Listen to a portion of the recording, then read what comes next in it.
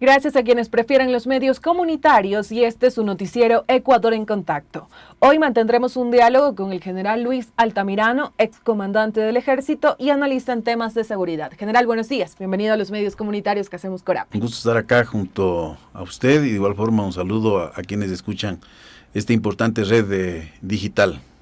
Gracias por su tiempo para nosotros. Tenemos 8 candidatos presidenciales con diferentes planes de trabajo, en donde coinciden temas como la seguridad. Algunos analistas señalan que hay propuestas que carecen de soluciones integrales y otros dicen que podrían dar resultados. ¿Qué ha podido identificar usted? Bueno, lo que podemos nosotros mencionar es que el tema de seguridad lógicamente tiene que estar en las agendas de quienes pretenden asumir la grave responsabilidad que es dirigir el Estado ecuatoriano desde el punto de vista del Ejecutivo. Sin embargo, no es suficiente el enunciar de forma general aquello que puede ser realizado. Hay un gran déficit de los cómo. Y de igual forma hay un gran déficit de todo el eslabón que debe envolver el tratamiento del tema de seguridad. Lastimosamente el país vive una situación de una crisis profunda, no solo en esta área, también tenemos problemas en salud, tenemos problemas en educación, problemas en empleo. Y frente a esta crisis profunda en el tema de seguridad, lo que se está evidenciando es que las instituciones no son capaces de cumplir con el eje misional que les corresponde. Es decir, tienen deficiencias funcionales. Y esas deficiencias funcionales se traducen en debilidades y debilidades que no pueden superar las vulnerabilidades que el propio contexto va presentando cada día. Y lo más grave es que se busca transferir responsabilidades de una a otra institución. Así vemos, por ejemplo, toda esta complejidad en donde buscamos una participación de las Fuerzas Armadas como cuasi una organización policial. O policiamos los centros carcelarios. No tenemos directores que conozcan de los procesos de rehabilitación, verdaderos criminólogos, personas que hayan estudiado estas áreas, sino que colocamos guardianes. Casi todas las cárceles están al mando de policías en servicio pasivo. Y no pensamos que la cárcel no es un centro de reclusión en términos de espacio físico, de contención de un grupo de personas que están privadas de la libertad. Entonces pensamos casi como una jaula. Y el problema es que en esta jaula tenemos realmente el dominio del crimen organizado y tenemos mecanismos de contaminación por la propia sobrevivencia de las personas que caen en estos recintos. Entonces la crisis se presenta en estos dos aspectos. Por un lado, la incapacidad del cumplimiento misional de las instituciones y por otro lado, transferir responsabilidades a otras instituciones y generamos todo este caos que a la final representa debilidad institucional, que es un elemento de la fragilidad de los estados. Fragilidad, más pobreza como elemento de vulnerabilidad, más violencia, se siguen reforzando mutuamente en este círculo vicioso que el gobierno no ha tenido la habilidad de tratarlo porque lo ha visto desde una dimensión exclusivamente del eje duro. Y por eso es que, lastimosamente, la política es más sentimiento que pensamiento. Entonces, de repente, las soluciones mágicas, de repente estos discursos trasplantados de otras realidades, inmediatamente son clamados por la población. Lo que más temo es que en estas ofertas presidenciales el pueblo no escoja lo que necesita, sino escoja lo que cree que es la solución. Y esto va a ser grave porque seguimos degradando la condición de seguridad del país. General, usted ha hecho mención acerca de estas propuestas políticas y en algunas de esas propuestas está, por ejemplo, la construcción de cárceles y el control de fronteras. ¿Cree que son propuestas válidas para reducir la delincuencia? Mire, son propuestas, pero cuando aparecen aisladas fuera de un gran concepto, a la final lo que estamos viendo son ofrecimientos, como los ofrecimientos que ha hecho el gobierno. Cuando decimos, por ejemplo, el control de las fronteras, la frontera no es una solución de carácter militar. Las Fuerzas Armadas tienen un rol importante, pero es un espacio en donde tienen que estar presentes diversas entidades del Estado. Entonces hay que comprender de que siendo un espacio, no una línea de interacción humana, de interacción económica, de interacción cultural, es un espacio que merece una atención de integralidad. Porque Mire, si tenemos un Estado que es incapaz de gestionar áreas como la social, salud, que le he mencionado, educación, o áreas económicas como empleo, de generación de oportunidades, de generación de trabajo, al afinar estos sectores de frontera, solo desde una política de seguridad dura, van a seguir siendo el caldo de cultivo y el atractivo de esa débil institucionalidad para el crimen organizado. ¿Por qué? Mire usted el índice de necesidades básicas insatisfechas en Esmeraldas. Estamos hablando de cerca del 60%. Que no tiene vivienda, que no tiene acceso a servicios básicos, o que no tiene acceso a educación, o que no tiene una renta apropiada como para inclusive no solo sobrevivir, sino tener una idea de certidumbre sobre el futuro. El país tiene un 25% de pobreza. Lastimosamente, estos umbrales de pobreza no es que usted está sobre este umbral de entre pobreza extrema y pobreza, y usted está bien, no, lo que le está diciendo es que no tiene ni siquiera para comer. Y el 50% de eso está en la zona rural. La violencia tiene que ser vista desde varios ejes. Hay una violencia directa, que es esta violencia que puede darse desde los grupos criminales, de la delincuencia, con extorsión, con quitar la vida a una persona, con también la violencia interpersonal, hoy muy presente en las redes, pero es una violencia que inclusive viene de varios elementos entre las comunidades o dentro de la comunidad. La violencia estructural, ahí está la pobreza, que es grave y que no se está atacando, de la cual no se habla. Las cárceles están llenas de pobres. El 95% de las cárceles es gente de estrato socioeconómico bajo. Esto hay que comprender. Y tenemos una violencia también simbólica. Hasta ahora los ecuatorianos no hemos comprendido que el color de piel no nos hace diferentes. Tenemos un sector de la población excluido históricamente y del cual no queremos ver. ¿Y por qué se llega a estos procesos políticos a veces extremos? Porque no les queremos escuchar. Entonces hoy vivimos una sociedad del miedo en medio de una convulsión política en donde, como yo le digo, y esto va a pasar no solo en el Ecuador, sino en el mundo, la política no es de razones. A la final el ciudadano no se pone a leer el plan de gobierno. Quien lea los planes de gobierno es una especie rara, no llegará ni al 0.1%. Y nos dejamos llevar de estas emociones, de estos pequeños mensajes, de estas simplificaciones de la realidad.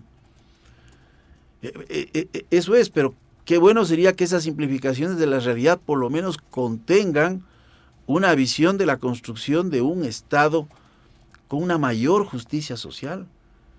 Porque a mí, ¿cómo no me va a indignar en un país tan rico que tengamos pobres en las calles, que tengamos un campo abandonado, que tengamos una frontera al merced de los grupos organizados criminales y que tengamos cinturones de pobreza en las ciudades en donde se sigue reproduciendo estas formas de violencia y en donde hoy, pues lógicamente estamos discutiendo porque, claro, como hay una violencia criminal que ahí afecta a todos, entonces ahora sí nos preocupa. Pero ¿quién se preocupaba de la violencia simbólica? ¿Quién se preocupaba de violencias estructurales como las que yo le he mencionado en términos de pobreza, en términos de exclusión, en términos de rechazo? General, y en este caso usted ha hecho mención a la situación carcelaria que se vive en el país, la crisis carcelaria que se vive en el país, y precisamente ahora estamos evidenciando nuevamente enfrentamientos en la penitenciaría del litoral. Ya han ascendido a 6 la cifra de fallecidos. Es un hecho violento que en este caso, pues el Ecuador siempre está pendiente de este tema de acontecimientos que siguen sucediendo. Somos noticia a nivel internacional por este tipo de casos y mucho se habla en los medios de comunicación. Hay analistas que en este caso dan soluciones, hay analistas que dicen se debe hacer esto, creo que el gobierno debe hacer esto, pero ¿por qué sigue pasando si tanto se habla de este tema? Y también en qué deben de centrarse los candidatos presidenciales y los binomios para afrontar esta problemática en el país. Mire, sigue pasando porque se sigue tomando las decisiones equivocadas. Y en el país no existe lo que se llama la anticipación estratégica.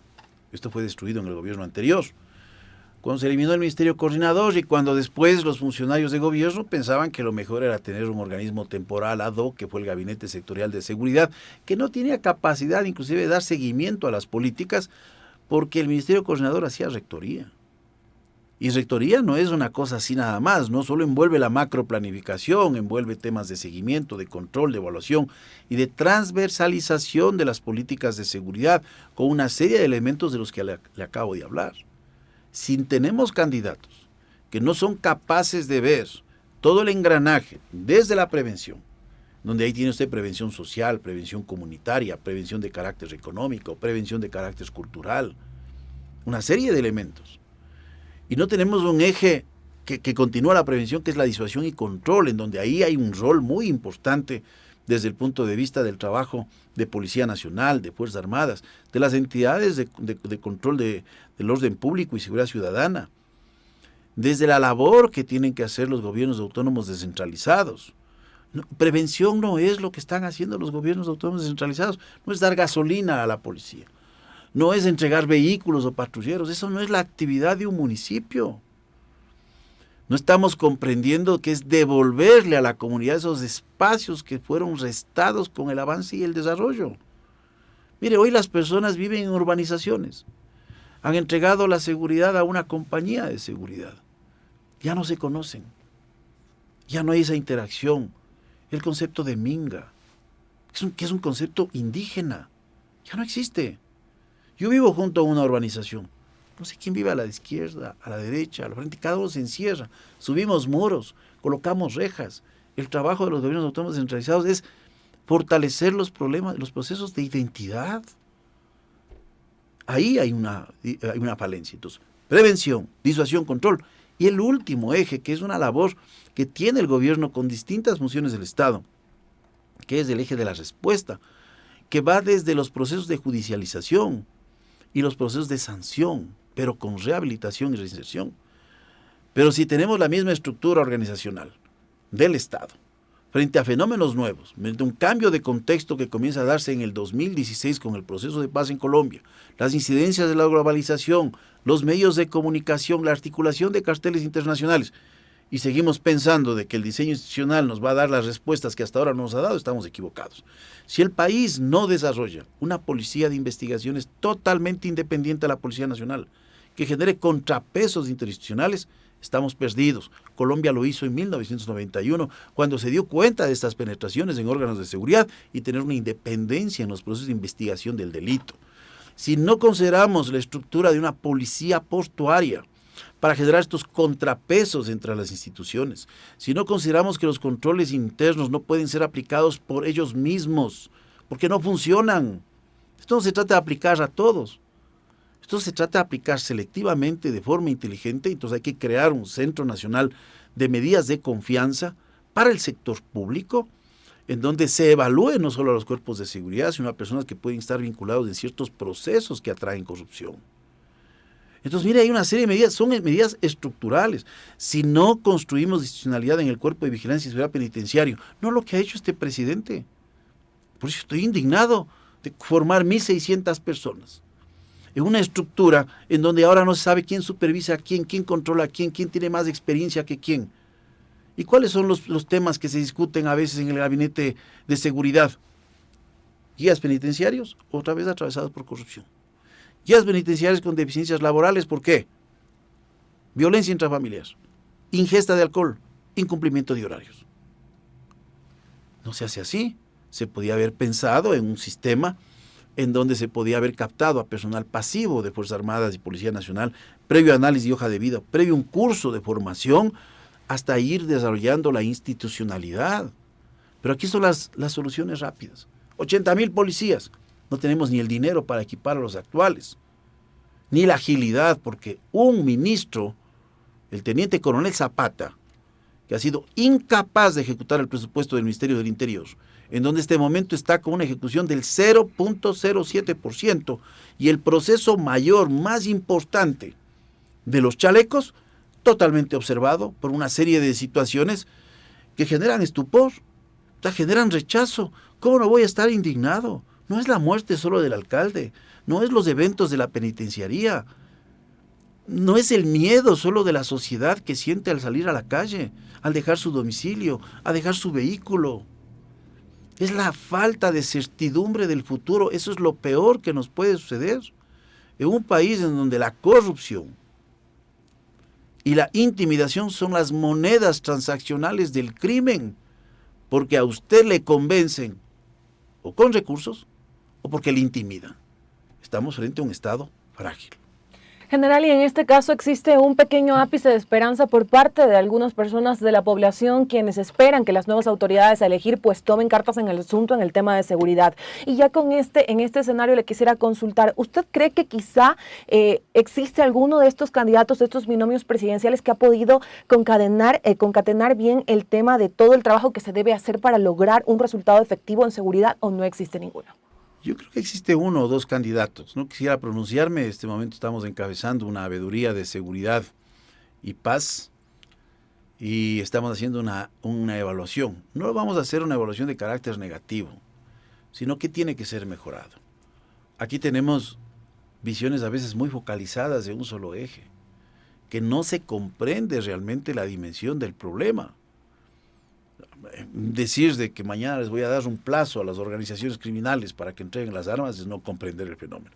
Los procesos de dejación de armas no se hace con organizaciones criminales.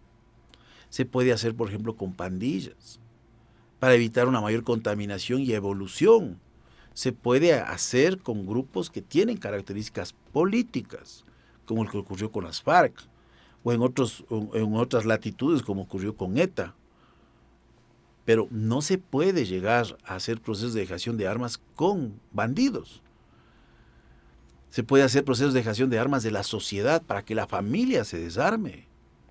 Entonces no se está comprendiendo el problema. Entonces este tipo de visiones, ¿no? de que de repente viene el superhéroe y va a solucionar los problemas, primero, esas no son las soluciones, no se van a solucionar y mañana tendrán otro cuchimbolo para echarle la culpa, ¿no? Porque aquí el deporte nacional es proyectar la culpa en otro. Entonces, ahora el gobierno, que ya no tiene la asamblea, que la asamblea le dejó un conjunto de leyes muy importantes aprobadas en marzo. Ahora que no tiene la asamblea, entonces la culpa sigue siendo de lo que pasó hace 6 años. Por favor, o sea, la gente está cansada de esa polarización. Hay que trabajar las ideas, pero como yo le digo, en la política, las emociones se sobreponen a las ideas. El pensamiento se construye de emociones. Y esa es la esencia del ser humano. Inclusive en su propia condición de sobrevivir, las emociones han sido muy importantes en la toma de decisiones. Y el espacio de tiempo, no solo por la campaña, sino la complejidad de las propuestas que tienen que darse en otros ejes como el económico, como en ejes de carácter social. No, la ciudadanía no va a leer. No va a leer. Van a ser estos pequeños mensajes los que a la final vayan a orientar en una u otra dirección. Pero no se olvide una cosa, la gente no se olvida. La gente no se olvida cuando fue bueno y cuando es malo. Y eso va a tener una incidencia muy fuerte en este proceso electoral. Perfecto, general Luis Altamirano, le agradecemos por su tiempo para los medios comunitarios de Corapa. Interesante el análisis que ha hecho a este tema de la inseguridad que se vive en el país, una problemática muy grave, y también un análisis en general de estas propuestas pues, de los candidatos presidenciales. Esperamos tenerlo en una próxima oportunidad para hablar un poco más a fondo acerca de este tema. Muchas gracias. A usted, muchas gracias. Amigos y amigas, momento de irnos a una pausa en su informativo comunitario Ecuador en Contacto. Ya regresamos.